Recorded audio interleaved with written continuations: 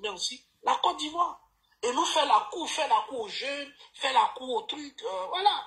Parler de ce qui nous intéresse, parler des problématiques de la jeunesse et tout ça.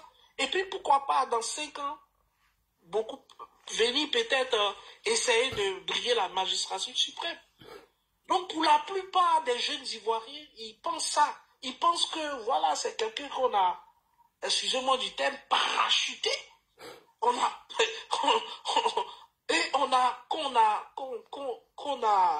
Qu'on veut imposer dans un parti et tout de suite venir faire de lui un président de la République. Voilà, moi je pense que voilà, ça sera beaucoup difficile pour lui. Comme l'a dit Bion. Bion dit quand les débats vont commencer, ça sera chaud. Parce qu'aujourd'hui, on sait, en Côte d'Ivoire, les élections, c'est pas de l'amusement. Voilà les débats sur pendant les élections, mais les gens vont le confondre. On va le mettre face à ses réalités. Et tous les propos qu'il a tenus, je pense que déjà aujourd'hui, quand on a regardé l'émission, les gens lui ont dit d'arrêter de s'accaparer de certains projets qu'il ne l'a pas fait. Voilà, donc déjà, si vous êtes quelqu'un dont on contredit la parole autant, vous vous imaginez dans les débats politiques? Mais il part vraiment désavantagé. Il est très désavantage. Et c'est ça que disait Bion. Bion dit, il ne pourra pas, Bion ne s'est pas autoproclamé le meilleur candidat pour le PDCI ou bien candidat même pour le PDCI. Mais il dit seulement si de lui et Thiam, il est le meilleur. Parce qu'il y a énormément de lacunes du côté de Tidiane Thiam. Et c'est une réalité, il faut pouvoir le relever, c'est une réalité. Voilà. Et quand vous avez autant, il y a beaucoup de micros ouverts là. Quand vous avez autant de lacunes et que dans votre parti en plus, il y a votre leadership divise, moi je pense que là, il faut faire très attention. Et aujourd'hui, le plus grand défi, comme je le disais encore au départ, qui attend le PDCI, c'est l'union interne déjà. C'est de pouvoir réunir tous les cadres du parti, parce qu'ils ont énormément de cadres. Réunir tous les cadres, régler toutes les frustrations qui ont été faites. Parce qu'on a parlé tout à l'heure de Djikawe, mais il y a aussi DJ Madi. Il y a énormément de personnes. Voilà, et c'est tout ça qu'il faut essayer de régler. Il faut essayer de mettre tout sur la table et peut-être après maintenant venir essayer de proposer quelque chose aux élections. Moi, en réalité, ce parti-là fait pas peur en réalité. Ils ont trop de défis à relever. Je vous assure, hein, il y a trop de défis à relever au sein du PDCI. Moi, je les vois. En fait, l'élection de 2025, c'est une formalité. Moi, je trouve que ça sera le premier tour. Ça va se jouer au premier tour. Oui. Ça, c'est un coup KO. C'est un coup KO, comme on le dit. Oui. C'est le premier tour. Il n'y a rien en face. C'est la vérité. Quand tu regardes, il n'y a rien en face. Au contraire, chaque jour, l'opposition, chaque pas qu'ils font, les enfonce plus. Ils font des actions beaucoup plus pour se tirer une balle dans le pied. Et nous, ça nous arrange. Je ne vais pas être long, je vais m'arrêter là. Ok. Sloko, tu veux réagir sur le débat de ce soir par rapport à l'émission NCI? Oh oui, je vais réagir. Je vais même réagir sur la visite de Tidiane Thiam à Boisseau. Oui, allons-y. Bon, je vais me prononcer, mais sur le PDCI de façon générale. Comme ça a été dit, le PDCI, depuis la session de Tidiane Thiam à la tête du PDCI, quand moi j'ai fait le diagnostic, c'est que il a travaillé à plutôt diviser, c'est mon analyse, à plutôt diviser les cadres du PDCI FDA que de les rassembler. Pourquoi je dis ça? les têtes, les gens qui maîtrisaient en tout cas le PDC RDA et qui avaient cette vigueur-là, vraiment ne se sentent plus dans le parti. Je prends Gikawe, quand je écoute sa dernière sortie, c'est un désespoir. Le gars, il n'est pas content. Parce qu'il dit, le PDC est actuellement aux mains des militants de salon, que d'être dans la main des gens qui ont beaucoup combattu pour le parti. Mais tout le monde sait de qui il s'agit. Quand tu vois Terry Tano, qui est obligé de se soumettre, pourtant au fond de lui, il n'est pas content. Mais comme Bion n'est pas, c'est comme j'ai dit, Bion n'est pas descendu de la dernière pluie, lui il dit non, il ne peut pas accepter. Là, quand tu vois, quand Tidiane Thiam est parti à Boisseau, quand il fait une seconde sans sa feuille, il est perdu du débat politique. Il est perdu. Il ne connaît rien de la réalité des Ivoiriens. Ça, il est toujours figé. En dehors des blagues qu'il a eu à faire, lui-même, il a pris son exemple, où il a quelqu'un qui a peur de s'assumer. Il dit non, je ne parle pas de quelqu'un, un politicien. Bon, mais quand il veut parler des réalités, et puis parler sans regarder sa note, pour ne pas dire ses notes, vraiment il est perdu. Il ne connaît absolument rien. C'est là que je me suis dit, mais bien avait raison, bien que je ne sois pas du PDC, mais bien avait raison. Bien dit, quand le débat politique va commencer, vraiment, Thiam serait perdu. Et c'est la vérité. Si on a bien suivi sa sortie à Boisseau, vraiment, c'était catastrophique. Voilà, c'était catastrophique au-delà des critiques qu'il a eu à faire. En tout cas, quand on voit les critiques qu'il a eu à faire sur le parti, et puis quand il veut parler même des vécus des Ivoiriens, mais il dit, mais un gars là, il est perdu totalement. Donc, ce qu'il peut dire sur le PDC RDA, que le PDC RDA revoit sa copie. On a encore plus de 10 mois des élections.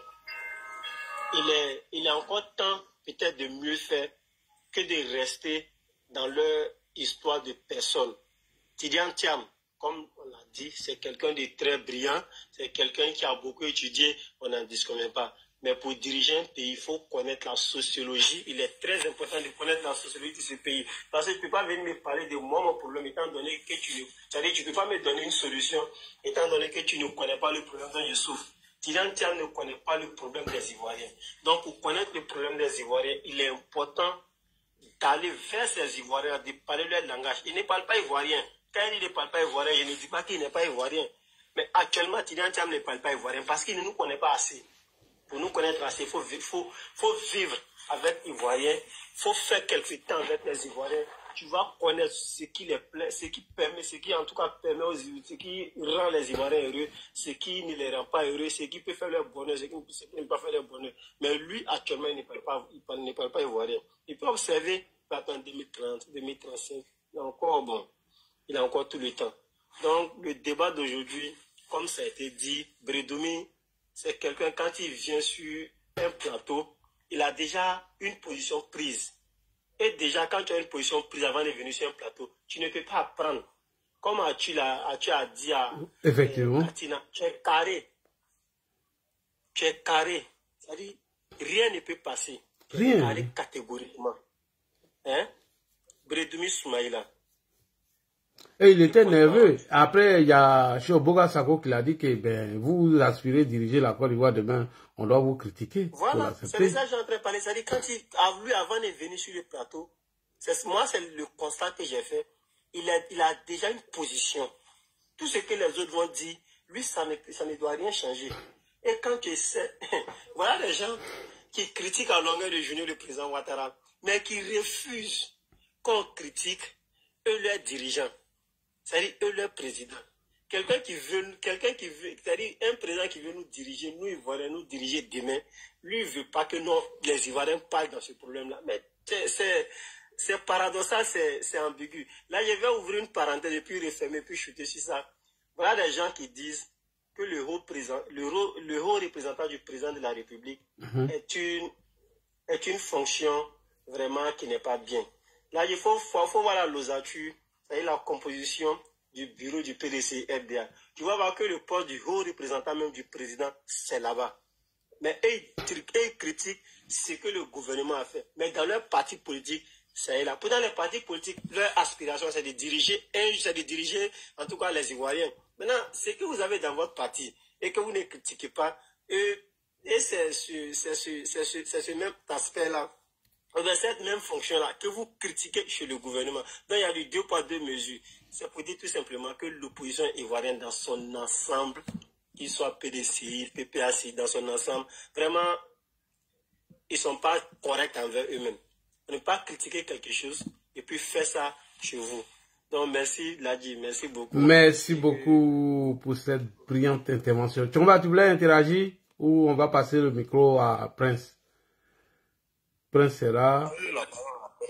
Prince, allons-y. Parce que toi, tu dors, c'est pourquoi toi, tu passes ton temps à dormir. Tchomba, tu n'as pas le minant. Prince, tu es là? Bonsoir, Prince. Prince, est-ce que Prince est là? Ah, Prince, il n'est pas là, il est en train de dormir. Donc, on va aller avec Masson Kouadio. Après lui, maintenant, il y a... Ok, bonsoir Ladji, bonsoir, merci beaucoup. Bonsoir, Maison Kouadio. Bonsoir, merci en tout cas, je te remercie pour tout ce que tu fais, pour la cohésion de la nation ivoirienne, merci beaucoup, merci pour tout. Et moi, je vais aller un peu vite, hein. Bon, je ne vais pas rentrer dans le débat sur le PDCI, parce que je pense que tout a été dit aujourd'hui. Ceux qui ne veulent pas comprendre, d'abord, même en amont, même, il y a longtemps que tout se dit, Thiam, c'est un libérateur, Thiam, c'est le fruit de, comme le disait Atubanga, de la tricherie, tout ça. Bon, moi, je ne vais pas rentrer dans tout ça là, parce que c'est une réalité. Et voudrons aller sur n'importe quel panel, ça sera comme ça. Et je vais passer à un cap supérieur. Le PDCI, même face à la conquête du pouvoir, est-ce que, bon, c'est possible? Ça encore, là encore, je vais aller un peu vite. C'est pas possible parce que il y a pas de répondant. Il n'y a pas de répondant parce que notre champion, il est champion. Ce sont ces œuvres qu'on attaque. Personne ne propose quoi que ce soit. Et je le disais toujours, depuis longtemps, je le disais partout où je passais. Un homme comme Mamadou Koulibaly, par exemple, il ne proposait jamais rien. Il faisait ses ouvertures juste pour critiquer ce qui se passait. Alors qu'il avait déjà gouverné. Bon, soit. Moi, je suis un cas, parce que là, tu es quelqu'un qui décèle un peu l'état de tout ce qui se passe, qui prévient un peu les problèmes de la société. Moi, je milite pour la cohésion de la société ivoirienne. Donc, un gars comme Boga Sako, il se présente toujours comme un personnage de la société civile. C'est vrai qu'aujourd'hui, oui, il se présente comme un gars de la société civile. Oui, il est, c'est ce que tout le monde va dire. Et aujourd'hui, il a eu un peu le discours bas, mais très souvent remarquons. Sinon, Boga Sako a appartenu, il était dans le gouvernement, le dernier gouvernement de Gbagbo, le gouvernement illégal de Gbagbo, il était ministre là-dedans. Ah bon? Si on se souvient. Oui. Wow, oui, Boga Sako était dans le gouvernement. Boga Sako, c'est des gens qui sont... qui aiment même mener la société en bateau. C'est les vrais tas de la société. C'est le vrai problème de notre société aujourd'hui. C'est les personnes qu'il ne faut pas écouter, bien au contraire qu'il faut combattre. C'est les vrais soucis de la société. Moi, ça me surprend même qu'une chaîne comme NCI le convoque très souvent. Là, je vous assure, hein, j'ai résisté, parce que je suis un somnolent. Mais j'ai résisté pour parler de lui aujourd'hui. Parce que ne tombons pas dans les choses, dans la complaisance, parce qu'aujourd'hui, parce qu'il n'avait pas d'argument, il n'avait pas de sujet. Lui-même, il a été contrarié par le représentant de ce qu'on appelle l'opposition, par Montigny, le vieux père. Mais, Boga Sako, c'est un danger pour la Côte d'Ivoire. Je demande, là, tout ça. Sachant très fouineur, très entreprenant et puis très prévenant. d'essayer de voir qui est Bouga Sako en réalité. Et tu auras des interventions sur lui. Où la cohésion du peuple ivoirien. Bouga Sako, c'est pas quelqu'un, non. Faut pas avoir confiance en lui. C'est à cause de lui seul que j'ai tenu à prendre la parole. Merci. Merci beaucoup. On va aller avec papa de Kili. Kili dort, non? Papa de Kili. En fait, oui, je suis là. Bonsoir. En fait, j'ai écouté plus ou moins tous ceux qui ont intervenu, qui ont parlé et qui ont essayé de nous déconstruire le discours du président Tidiane Thiam de l'autre côté. Ben, moi, je vous écoute, en fait. Je ne sais pas, en fait, c'est dans quoi vous voyez que le monsieur n'a pas été cohérent et puis n'a pas été pragmatique dans ce qu'il a dit. Moi, j'écoute, hein. J'écoute chacun. C'est vrai que chacun a son penchant. Mais le penchant, là, quand on va là, on est ivoirien, oui, ou bien on n'est pas ivoirien. On a une situation qui nous étouffe, nous tous. Les réalisations du président de la République, on ne peut pas les dénier. On a vu. Mais après ça, la société civile, les Ivoiriens, ici, ce qu'on vit, est-ce que ça résout nos problèmes? Ça n'a pas encore résolu nos problèmes. Jamais. Si on est d'accord avec ça, on passe à autre chose. Tu voulais qu'on réagisse sur ça? Ouais, vas-y, tu peux réagir. Maintenant, moi, je vais te poser la question. Comment se fait-il que quelqu'un qui a quitté la Côte d'Ivoire de plus de 20 ans, qui ne connaît même pas les réalités du pays, vous dites que celui qui est resté en Côte d'Ivoire pendant près de 10 à 15 ans et a accédé au pouvoir de façon démocratique, vous dites que je viens te poser la motion, mais tu n'as pas monopolisé. Tu n'as pas monopolisé quand même le panel. Sois un peu discipliné. Non, c'est vous qui m'avez donné la parole. Non, mais je vous ai donné la parole, je vous ai demandé si je pouvais réagir. Tu m'as dit oui, devant tout le monde. Oui. Voilà, voilà. Maintenant, laisse-moi réagir. Si j'ai fini maintenant, tu vas prendre la parole. Si vous dites que ce dernier, Alassane Ouattara, a échoué.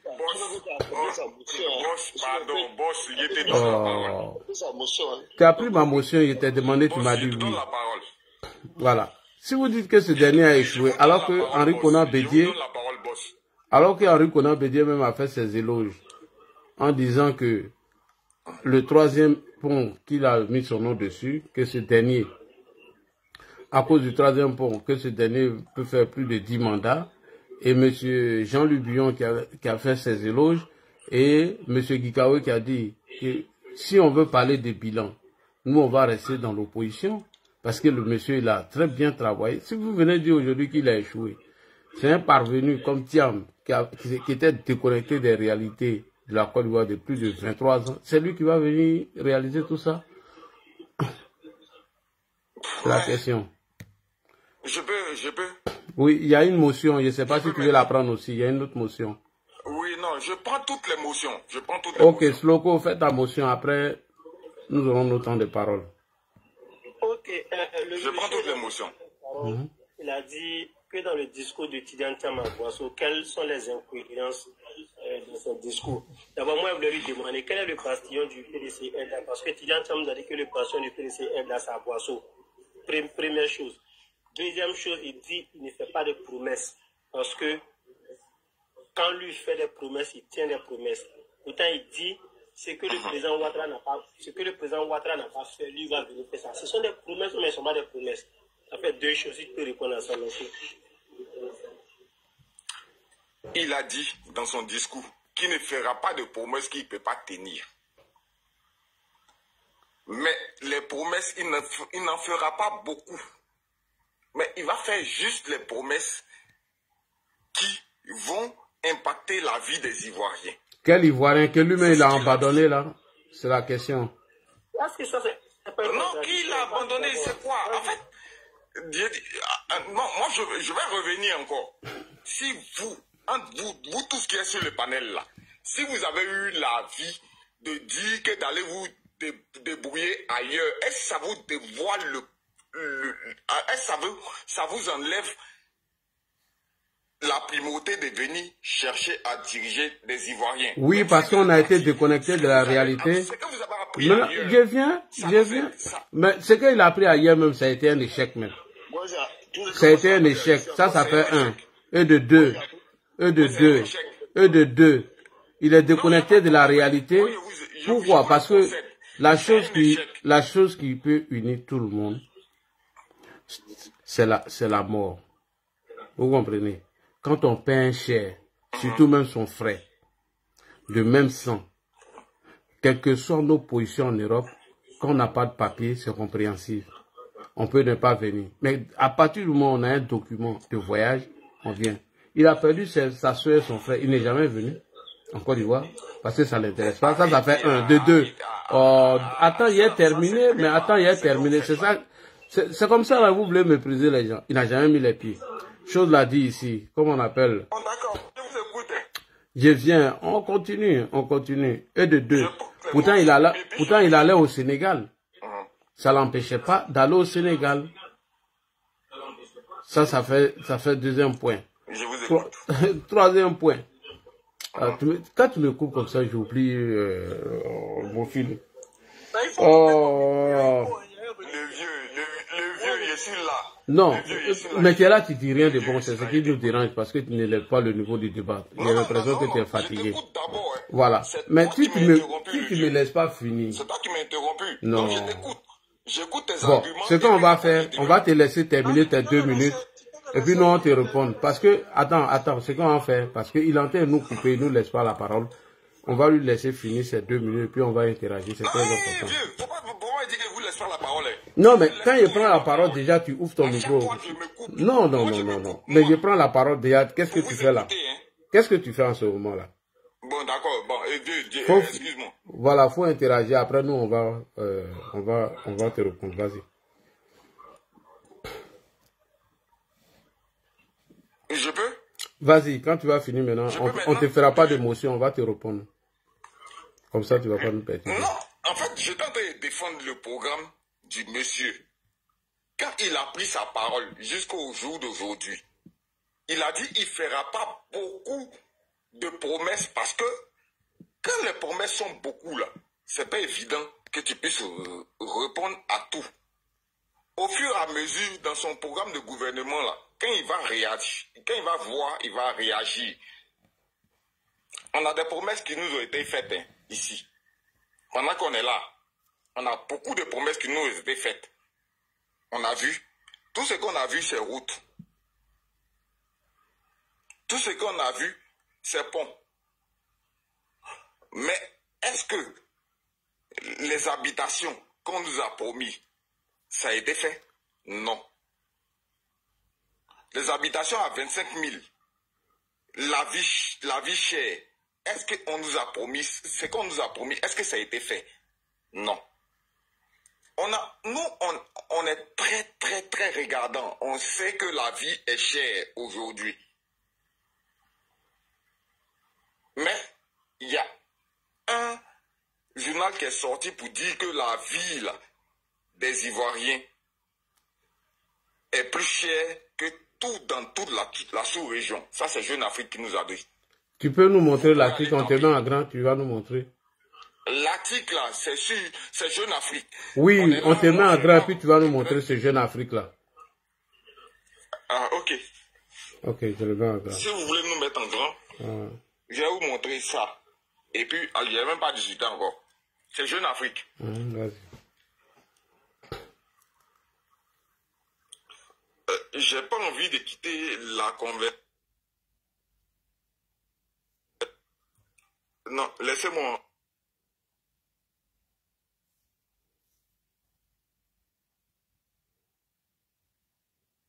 Il se met en pause. Faut pas signaler le panel.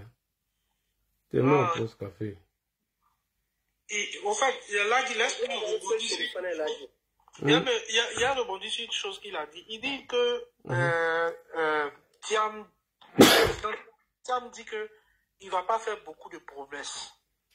Mais il peut pas faire beaucoup de promesses. Tout simplement parce qu'il ne connaît même pas nos problèmes. Mais quelqu'un qui ignore les problèmes des Ivoiriens, comment est-ce qu'il va venir faire promesse ou bien faire un programme? C'est maintenant qu'il est en train de s'imprégner de nos problématiques. Et comme l'a dit Bion, il est entouré de repéros. Ces repéros, apparemment, ils ne font pas vite le travail, les repéros là.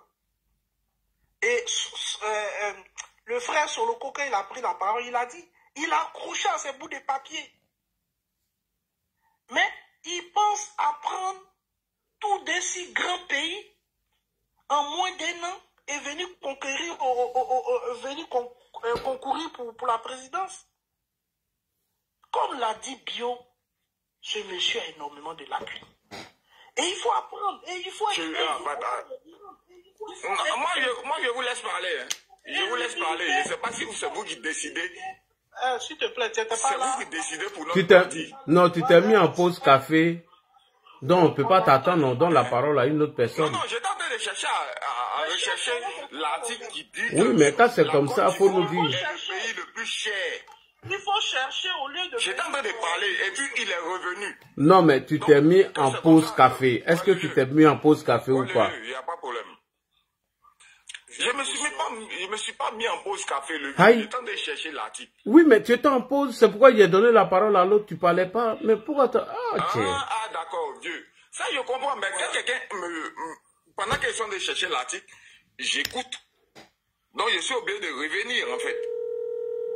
Mon ami, il faut nous trouver l'article. Je suis obligé de revenir. On veut voir l'article. On peut sortir l'article, s'il te plaît.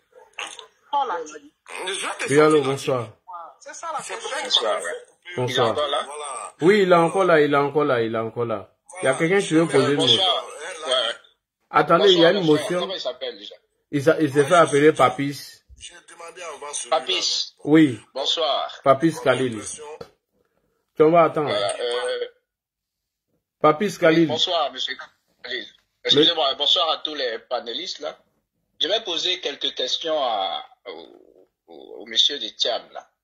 Papis Il a Khalil. dit quelques énormités que je voudrais qu'il m'explique un peu plus. Il dit Thiam, la vie est chère. Est-ce que vous dites, hein, monsieur? Où est-ce que vous tenez votre classement de la vie chère? Merci beaucoup. Papis, ouvre ton micro. Vous voyez, il s'est mis en pause café. Non, je me suis même pas mis en pause café. Je suis en train de rechercher l'article. Je vais vous poser juste deux questions après je vous laisse là. Où est-ce que vous tenez ce classement de la vie chère? Les gens m'interrompent. Alors que je suis en train de chercher l'article. On te pose une question. Moi, je vais te répondre tout de suite. Réponds, on te pose une question. Les 10 pays africains où le coût de la vie est le plus élevé, c'est une étude de mi-2024. Je peux te donner les pays. Le premier pays où le coût de la vie est le plus élevé en 2024, c'est le Cameroun. Ensuite, il y a le Zimbabwe, l'île Maurice. Je vais te passer le reste. Jusqu'au 10e, qui est l'Ouganda. La Côte d'Ivoire n'en fait pas partie. Donnez-moi des sources fiables. Des sources fiables. Je te donne la source. La source, tu peux regarder, tu tapes Sika Finance. Sika Finance. Du 24 septembre, là, 2024. Je parle du coût de la vie. Voilà. Le coût de la vie, c'est du coût de la vie qu'on est en train de parler. Oui, il a donné sa source. Du coût de la vie que je te parle. Si tu veux, il peut m'envoyer ça en inbox, il a agrandi ça sur l'écran. Effectivement. Sika Finance, je peux t'envoyer ça après là. Ouais, tu m'envoies, je vais. Sika Finance, tu mets Cameroun, premier pays le plus cher. Sika Finance, tu l'auras. C'est sorti avant. Chercher l'article. Ça a été fait par Nombeo. Ça, c'est le premier qui point. m'interrompt. Après, tu auras le temps de... Parce que ton article sur Jeune Afrique, là, je l'ai lu, mais c'était à propos des loyers. Et ça date. C'est pas le coût de la vie. Donc ça, c'est une première erreur. C'est une première de 2023. C'est de 2023. Deuxième élément. Et puis, c'était sur Abidjan, d'ailleurs. Deuxième élément. Et ça fait pas la cherté de la vie. Deuxième élément, vous parlez de la cherté de la vie et vous croyez que Thiam peut résoudre le problème de la cherté de la vie. N'est-ce pas? Bon, je ne sais pas si vous parlez à des gens. Il n'a pas encore dit qu'il va résoudre. Mais il faut écouter quand toi tu interviens. Vous avez dit. C'est ce que vous avez dit. Vous avez parlé de la cherté de la vie que Thiam pourrait résoudre. Thiam, je n'ai pas entendu dire ça, mais c'est ce que vous avez dit. Comment il le ferait? Parce qu'il a été premier de classe, il le ferait.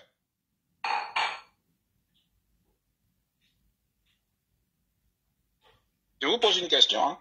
Comment il le ferait? Parce que là, vous n'avez pas des... Pour diminuer le coût de la vie. Comment il diminuerait le coût de la vie? Par quel mécanisme il passerait? Moi, on m'a demandé de couper mon micro, j'ai coupé mon micro. Oui, on t'a posé une question. Toi, mais tu es toujours dans le désordre. Qu'est-ce qu'il ferait que le Prado, que le président actuel n'a pas fait et que selon toi, il pourrait faire? Le président actuel, il ne l'a pas fait parce qu'il n'était pas concentré. Et son équipe, c'est des bras cassés qui sont à côté de lui. Donc ça suffit pour le faire. Donc lui, il va mettre des bras bien tendus, voilà, il le fera. C'est des bras cassés qui sont avec lui. Il ne s'est pas encore rendu compte, peut-être. Sinon, il est très éclairé, ce monsieur-là. Moi, j'ai toujours respecté ça. C'est ce que je t'ai dit, c'est ce que je te demande, toi, en tant que militant du PDCI. Tu es assez éclairé. Si tu arrives à juger du résultat du Prado, c'est que tu as quand même des éléments, des indicateurs sur lesquels tu te bases pour juger de la réussite ou de l'échec de son travail. Toi, en tant qu'individu, qu'est-ce que tu conseillerais pour diminuer le prix des denrées alimentaires? Et là, tu vas voir que ce que tu annonces là paraît si facile, mais c'est très simpliste de penser comme tu penses. Mais réponds, et je te dirai pourquoi. Ouais, c'est très simpliste, mais je vous dirai que en fait, il faut faire confiance à des jeunes à qui Comment on fait, monsieur? Comment on fait pour diminuer le coût de la vie? Quelle est la politique de Thiam pour diminuer le coût de la vie? C'est ce que je suis en train de dire. C'est ce que je suis en train de commencer et vous me coupez en même temps. Bon, on t'écoute. Allez-y. Laissez-le qu'il me le dise. Ouais. Comment vous faites? C'est des jeunes qu'on a formés parce que le Prado a formé certains jeunes dans l'agriculture. Et ça, c'est une politique gouvernementale. Faites confiance à ces jeunes-là. Soutenez-les. Donnez-leur l'attitude. C'est comme ça qu'on développe des champions. Soutenez-les. Donc c'est comme ça que Thiam va diminuer le coût de la vie. Monsieur, comment il s'appelle le monsieur là? Papis Khalil. Papis Khalil. Non, je vais vous laisser là parce que moi je vais partir. Je vais vous dire deux choses. Parce que quand je parle d'énormité chez vous, vous allez comprendre. Écoutez-moi. Si on ne se fait pas confiance. Non, ça c'est trop. Ça là, je vais vous dire, monsieur Khalil. Au fond, je vais vous expliquer quelque chose. Vous respectez le Prado, mais vous ne comprenez rien de ce qu'il fait. Ce n'est pas une injure, hein. On est beaucoup à ne pas comprendre. Pourquoi? Parce que là, vous avez dit deux choses sur lesquelles je vais vous ramener à ce que vous avez dit. Vous dites, que le Prado a fait beaucoup de promesses et qu'on ne voit que les routes. Mais vous savez que quand vous dites ça, s'il y a des étrangers ou des gens qui ont un petit niveau intellectuel, mais c'est vous qui vous ridiculisez. Et je vais vous dire pourquoi. Les routes que vous voyez là, c'est ce qu'on appelle, ce sont des investissements. Ce n'est pas de la beauté. Hein? Et pour mesurer la qualité d'un travail de quelqu'un, il faut regarder deux indicateurs. Le PIB peut paraître assez vague. Mais le PIB, c'est la richesse produite à l'intérieur du pays. Non, mais ferme ton micro, on te parle, ferme ton micro. Oh, quand tu as la parole, les gens, c'était ferme ton micro. D'accord, je ferme mon micro. Voilà, écoute-moi. Est-ce que le PIB n'a pas augmenté? Si, ça a été même multiplié par 5. Mais le PIB encore, il paraît vague. Il faut regarder les recettes de l'État. C'est-à-dire ce qu'on vous appelez le budget. Le budget, là, c'est les recettes plus les dépenses. C'est ça qui fait le budget. Mais quand tu regardes les recettes de la Côte d'Ivoire, autant des Gbagbo et des Bédié, là, ça n'atteignait même pas 600 000 milliards. Aujourd'hui, on a près de 12-13 000 milliards. Qu'est-ce qui a donné tout ça? Ce sont les routes que vous prenez pour... vous croyez que c'est du jeu, là, c'est de l'embellissement, c'est ceci, cela. C'est ça qui a donné cette multiplication de ce que vous voyez là. Alors, quelle promesse il a dite et qu'il n'a pas tenue? Les universités, là, il les a faites. Les hôpitaux, il les a fait. Si Thiam veut venir pour compléter ce qu'il a fait, oui, mais ne venez pas raconter une partie de votre vie. Ce n'est pas toute votre vie, mais c'est juste une partie. Vous n'avez pas des enfants là. Vous pouvez le défendre autrement. Thiam n'est pas la grande réussite que vous semblez dire. La grande réussite, c'est... Aujourd'hui, ce qu'il faut comprendre, c'est que nous sommes dans un autre type de politique. Ce que le Prado a le plus réussi, c'est de déplacer notre économie d'une économie traditionnaliste et traditionnelle des Gbagbo et Bédié. Lui, il l'a mis en économie moderne. Maintenant, vous parlez de l'agriculture. Pour vous reprendre, vous dites qu'il devrait dû former les agriculteurs. Mais il y a des programmes d'agriculture en Côte d'Ivoire. Mais ça, il faut du temps. Ce n'est pas du jour au lendemain, matin, parce que tu n'as pas de bras cassés et que tu ne le ferais pas. Donc, ce que je vais dire, après vous allez continuer. Moi, je vous demande de... Tout le monde écoute l'émission de Ladji, ne vous en faites pas, nous l'écoutons même de très loin. De grâce, dites des choses constructives et nous, on est là, on écoute. Ladji, je te remercie. Merci beaucoup. Merci. Voilà, c'est pourquoi je vous disais de le laisser, il va finir, on va le répondre. En réalité, le frère, il est en train de faire du coq à l'âne.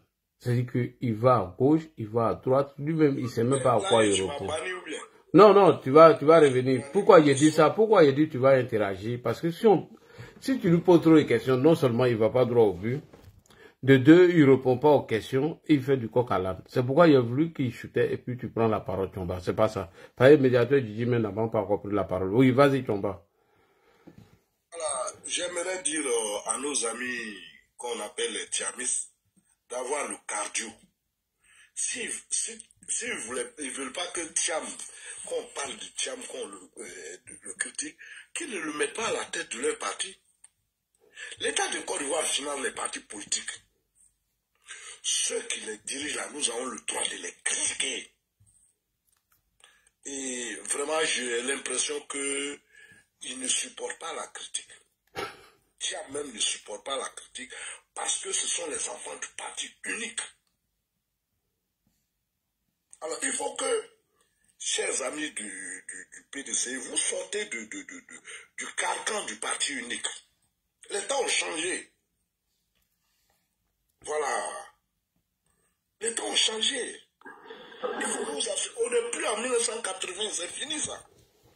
Mais quand regardez comment Brendoumi réagit quand on critique son parti. Il va mettre Jésus panel ici. Unique. Je vais dire, véritablement, le multipartisme est venu après le coup d'État. On était d'ailleurs dans l'état de parti unique latent. Alors, on va vous critiquer.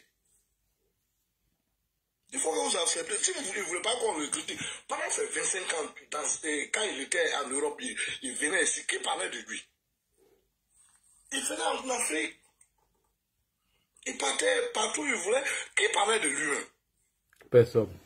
Alors, maintenant qu'il a décidé de venir faire la politique, et vous souhaitez que oui, bon ben c'est le génie, c'est le plus doué. Non, ce n'est pas le plus doué qui dirige les nations. Ronald Reagan, c'est un acteur de cinéma. Comme ceux que nous, on connaît bien, les Delta, comment ils s'appellent là, comment on appelle, les Soumana, c'est un gars comme ça. Vous n'avez rien à nous proposer, vous nous dites que non, c'est le plus doué. Nous, on ne peut pas s'en tenir à ça. Quelqu'un qui veut diriger une nation, vous ne voulez pas qu'on le critique. Ça, c'est vraiment une bonne question. Il faut arrêter. Et puis, il s'approprie tout. C'est moi qui ai écrit les 12 chantiers de l'Afrique. Mais c'est faux. Ça ne peut pas réécrire l'histoire de la Côte d'Ivoire.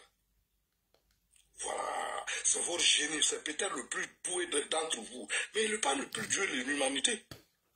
Ce qu'on appelle 12 chantiers, là, cher ami Tchamis qui est avec nous ce soir, celui qui les a écrits, là, celui qui a réalisé ces projets-là, il s'appelle Mohamed Jawara, ministre du plan de Houphouët-Boigny de 1900. Il était ministre délégué au plan. Il a fait ses armes sous le premier argentier du Côte d'Ivoire, qui était un Français, un certain salaire. C'est après salaire que Bédi est devenu ministre de l'économie et des finances. Qu'est-ce que vous voulez nous apprendre?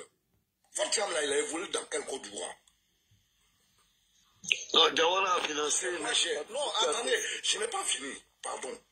Même si c'est pour me soutenir. Alors, celui qui a écrit ce plan-là, il s'appelle, comment on appelle, Mohamed Jawara. Un homme brillant, grand mathématicien. C'est vrai, il a une fin de carrière qui n'est pas honorable. Ça, c'est vrai.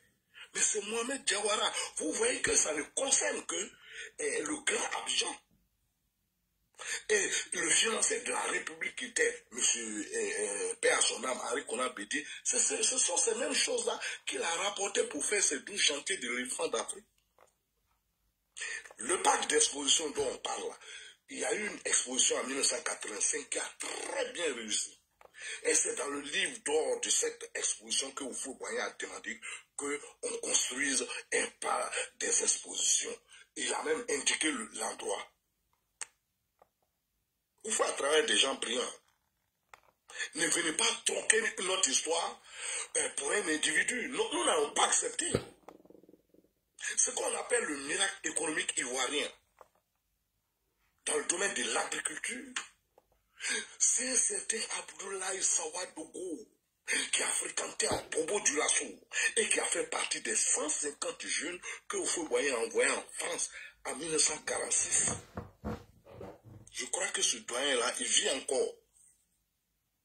Alors, des gens viennent s'approprier notre histoire. Non.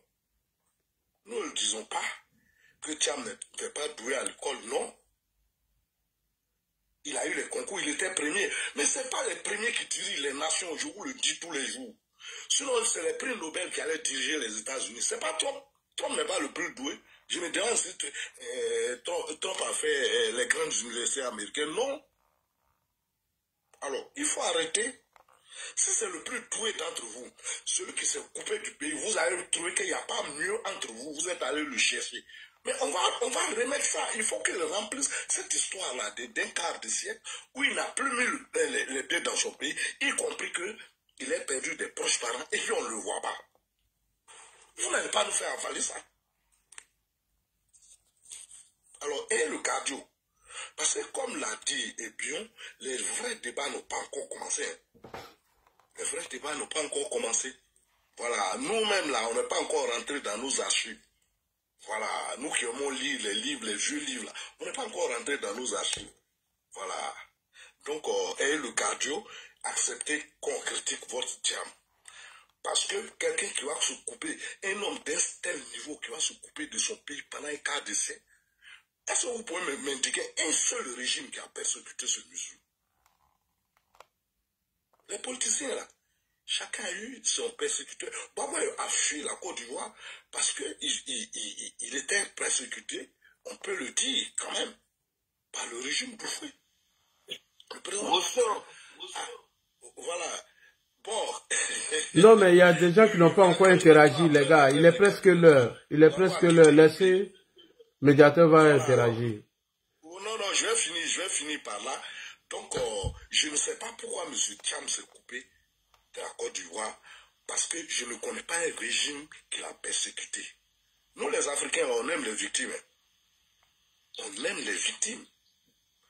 Et leur célébrité, là, que ce soit M. Laurent Gbagbo ou bien le président Ouattara, ils doivent quelque part à cette persécution qu'ils ont subie à un moment de leur vie politique. Même le grand Houphouët-Boigny. Est-ce que vous savez que Houphouët a été arrêté en France pendant la lutte RDA? Voilà, donc vous avez peut-être un homme idéal, peut-être qu'il descend des dessins, mais nous allons le critiquer s'il veut être président de la Côte d'Ivoire. S'il n'a pas besoin de critique, alors mettez quelqu'un d'autre que nous pourrons critiquer. Mais acceptez qu'on critique M. Thiam. Il faut arrêter ça. Alors, Bonsoir.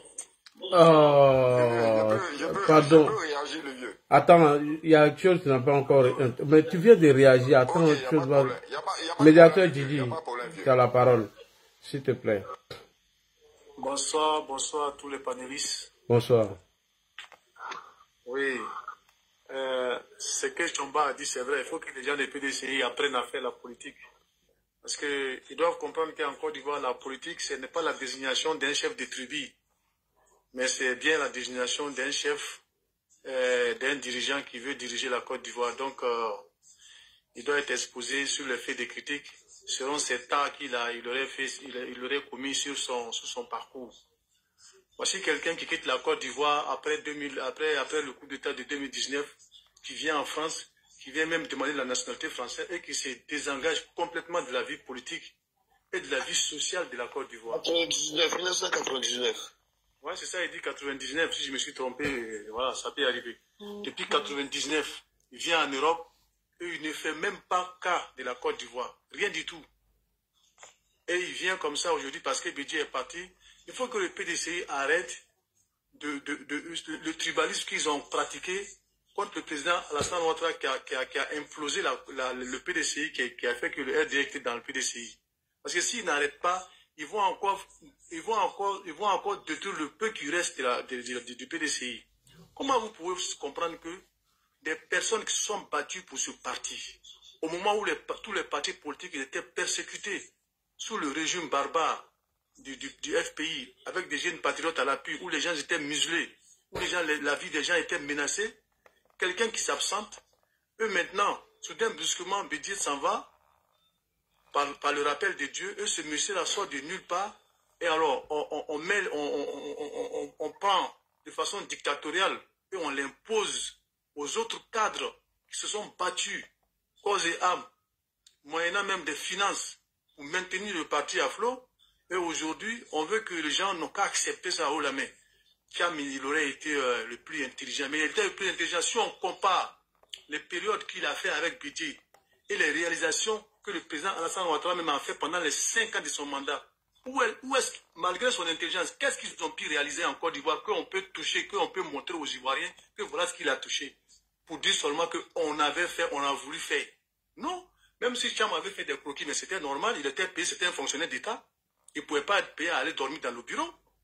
Donc arrêtez un peu.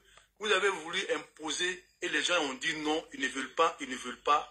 Thiam n'est pas le prince charmant de la politique de la Côte d'Ivoire parce qu'il n'y a rien qui porte le nom de Thiam en Côte d'Ivoire là-bas. On ne voit rien, on ne touche rien. Quand vous dites que voilà, on ne voit que des routes, mais il y a beaucoup de logements sociaux. Allez-y vers Maka, il y a les cités Ado là-bas. Allez-y à Yopougon, il y a plein de cités là-bas qui ont été faites, mais le gouvernement ne peut jamais construire dans aucun pays au monde. Même dans tous les pays, même pétrodollar, le gouvernement ne fait pas tout pour tout le monde. Ça n'existe pas. En plus, si on veut parler en termes de bilan, le président Ouattara a augmenté les salaires par 2 fois. Mais ce n'est pas de sa faute si les commerçants, eux-mêmes, vous-même qui êtes sur les marchés, vous augmentez les prix à tout va. Alors que c'est des augmentations qui ne sont même pas justifiées. L'État a mis même des brigades en place avec des numéros verts pour surveiller les prix. Mais si les gens même se font leurs prix comme ils veulent, l'État ne peut pas. L'État fait ce qu'il peut. Il doit être partout, mais il fait ce qu'il peut et qu'on voit ce qui se fait. Je vais prendre juste une parenthèse.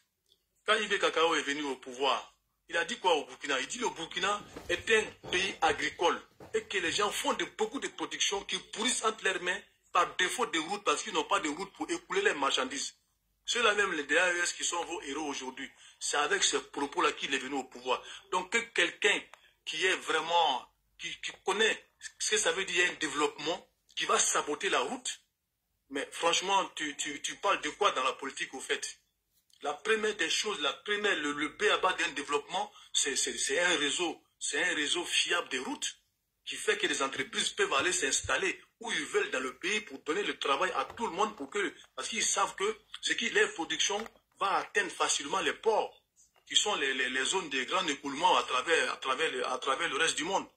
Donc, quand quelqu'un même dit déjà que route c'est quoi, moi, pour moi, tu es disqualifié totalement du débat de la politique parce que franchement, quelqu'un qui ne connaît pas la valeur de la route, tu ne connais pas la valeur d'un pays. Ça ne sert à rien même que tu je sais pas, que tu penses même à diriger un pays. Merci beaucoup.